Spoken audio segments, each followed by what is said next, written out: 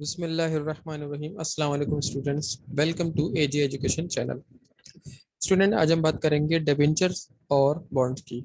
इससे पहले हम लोगों ने बॉन्ड्स के बारे में पढ़ा और जीरो कूपन बॉन्ड के बारे में पढ़ा। अब ये हमारे पास डिबेंचर हैं और डिबेंचर और बॉन्ड्स का हम डिफरेंस देखेंगे।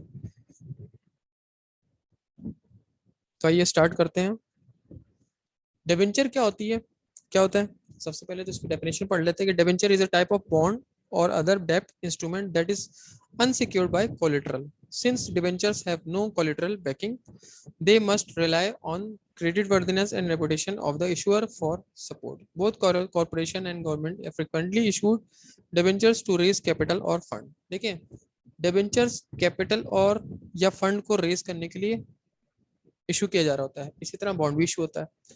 फर्क यह है कि डिबेंचर जो एक, ये भी एक तरह से बॉन्ड ही की काइंड है, इसके अंदर ये सिक्योर नहीं होता, ठीक है, जबकि बॉन्ड हमारा सिक्योर होता है। बॉन्ड हमारा सिक्योर होता है जबकि डिबेंचर हमारा सिक्योर नहीं होता है।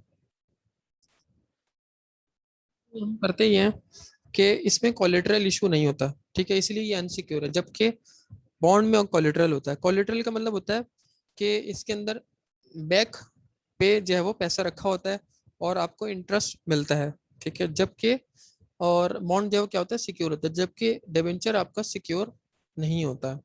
इसके अंदर जो भी पैसा है बैकअप में कॉरपोरेशन के पास या गवर्नमेंट के पास पैसा नहीं होता, सिर्फ नॉर्मल इशू किया जा रहा होता है और आपको इंटरेस्ट मिल रहा होता है मंथली बेसिस पे।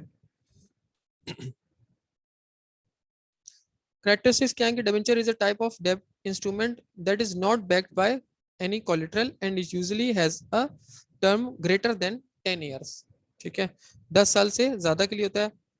और debentures are back only by the creditworthiness and reputation of the issuer. Issuer की क्रेडिट वर्दीनेस या रेपुटेशन के ऊपर चल रहा होता है। Some debentures can convert equity shares while others can not. कुछ को कन्वर्ट किया जा सकता है जबकि बाकियों को नहीं।